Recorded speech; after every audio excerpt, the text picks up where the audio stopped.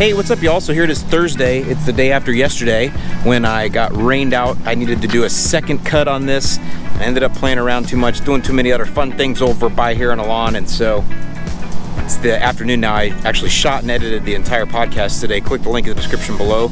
Brand new podcast talking about all about seeding windows, how to know when to seed in the fall.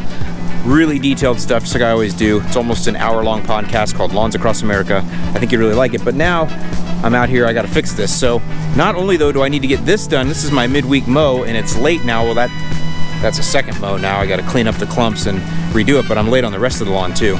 This is my palmetto St. Augustine grass. It is looking beautiful. I hit it with some microgreen not long ago and the color is just really flourished. Again, I have fertilizer bands here. I can't use nitrogen or phosphorus. By the way, a subscriber wrote in, and I can't remember his name, but Bill, his name was Bill, and he said, Alan, I don't know if you know, but I'm also a Florida resident, and actually you can put down potassium or potash products this time of year, just not nitrogen and phosphorus. So Bill, thanks for writing in and telling me that. He's exactly right.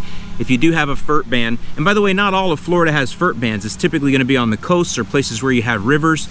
That's typically where the fert bands are, but even if you do have a fert band, you can still use potassium and potash products. No nitrogen and no phosphorus, and that makes sense because the microgreen that we use is a 2% potash. Either way, I'm really overgrown here, and that was the palmetto. Take a look over here at the Floritam.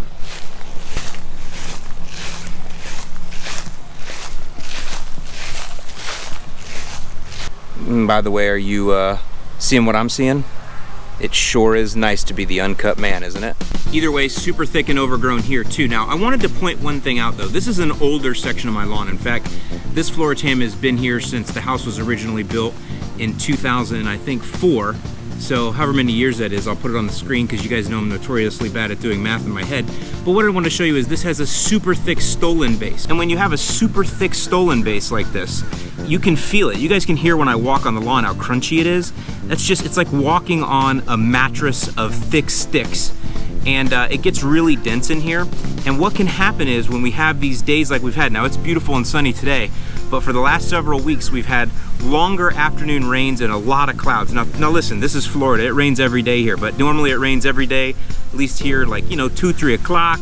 It'll rain for like 20 minutes real hard, but we've had longer sustained rains recently, and what that's done is it's made the St. Aug what I call rain drunk, and when it gets rain drunk, it dies back. Sections of it die back, especially when there's no sun to go with it, and so sections of it will just kind of check out and die back, and I don't know, it's just strange. And then on top of that, yeah, you do get some disease, some leaf spot will cause a little bit of dieback. Not long-term damage, not major damage, but some dieback. Maybe some of you had a little bit of brown patch, some rhizoctonia. All of that stuff together with all of this rain, all of this water, all of this, you know, grass being drunk like that, it causes some dead areas in the St. Aug, and when there's no sun, those dead areas just stay there floppy and nasty and gross.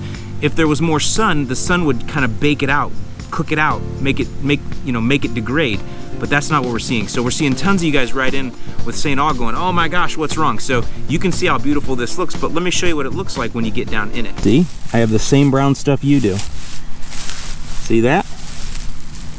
And you can see where it was cut a long time ago. See that? It's like a whole nother lawn under here. And it just, areas where the St. Aug was just like no sunlight, and it just kind of stopped growing and sort of gave up some of this. And now you have this big thick base of stuff. Now this will start to get eaten up as we get sunlight. It'll start to dry up. It's already starting to dry up and get crispy, and it'll go away. So this is just what we get when we have long extended periods of wetness. And again, all the water from the back of my house drains down here too. So even after it stops raining, this whole area over here stays super wet all the time, and that can cause, you know, a lot of this other dieback in here. So if you want to put a little dethatch down on here to eat some of that up, you could do that too. But for me, I'm just going to let it go. But I just wanted to show you, I mean, you can see when you get down low, it looks awesome. So just want you guys to know you're not the only ones that have struggles in your lawn, but sometimes it's just Mother Nature gets you. Now another thing you're going to see sometimes in St. Augustine is what's called looping, and that's where your stolons, instead of staying down low, because you know what a stolon does typically is it takes ground, it moves across, and these are called nodes. Now this is Pro Vista, so the nodes are real close together, and you'll see the compact growth. But the idea is that the node moves across and takes ground, and then it puts roots down. See that? Boom, roots down, and it does that, and that's how it takes ground. And every one of these nodes pushes roots down and then it pushes grass blades up. Well, when your stand gets really, really dense, like what this is here, what can happen is there's no room for these to go down and stay down, so instead they pop up, and what they think they're doing is they're gonna go up and over. And I've showed you videos before in the past where stolons will climb over bushes if they're allowed to run. So this is nothing to worry about, really. I mean, you'll see it. This is kind of the middle of the lawn here. This looping stolon here is just stupid. This is just a stupid stolon. But in a lot of cases, you'll see them along edges, right? Because things are hitting the sidewalk and turning around and going the other way and going up and going wherever they can to take ground. This type of turf is an alpha male turf. It takes ground everywhere, over, under, around, whatever it's got to do. Especially St. Aug, because it only has stolons and no rhizomes, so it can't really go down as much. It has to go up, over, and around. So if you see looping in there, it's pretty common, especially again after you've had a ton of rain. You'll see a lot more looping in that. Nothing really to worry about, just cut them off. Well, well,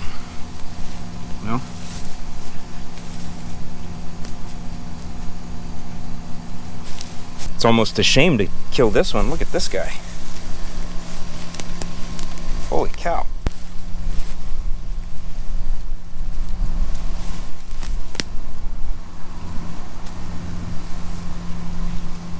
Check out those roots, John Perry. There you can see, I've showed this before, but you can see exactly how St. Augustine grows and takes ground. See every node right there? Look at that. Every node pushes down roots, and every node will push up grass blades. And it just keeps on marching. Look at that. It's a shame to have to kill this one, but he just got too big for his britches and he popped out of the ground and tried to go over top of his brothers and sisters, and we can't have that. So let this be a lesson to the rest of y'all. Know your place. Now I know some of you are gonna say, Al, you could put that in the ground and replant it. And yeah, you could, but I ain't got no time for that. Well, hello there, my name is Alan Hayne, I'm the lawn care nut, and I want to welcome you back to me patch. And I've got a little special for you today. You guys have seen all the other nature guys and their snakes and their boa constrictors and that, right? Well, today I've got a rare treat for you, and this is something that you can only find in a lawn, in a St. Augustine lawn this time of year, and it's called a stolon-constrictor. That's right, the infamous, rare, rarely seen stolon-constrictor. Now he's so big and so grumpy, I've got him contained here in this bin. Are you ready, stolon-constrictor? Oh my. Let's get in there and have a look at him. Can you see him in there? Come on, old boy, come on. Oh. You're all right, you're all right. Oh, there he is, look at him. Oh my God. Oh. Now I'm gonna try to get a tape measure on him. You can see he's got some real mature rooting right here. Dig those roots right into you. So you gotta be careful, but let's see how long he is. Oh wait, wrong end of the tape measure. 41 inches. Now I just want to warn you, I'm obviously a trained professional. I know how to keep the business end out of me, spots or whatever. So if you see a stolon-constrictor, my idea for you is to leave him alone, maybe take a picture for your Instagram, but other than that, let him be. So I hope you've enjoyed this little trip to me patch and this little visit with me stolon-constrictor. But now, as anything happens on a Thursday night, it's time for me to get some weeknight lawn work in and enjoy the mow. Have a great week, me friends, and I'll see you in the lawn.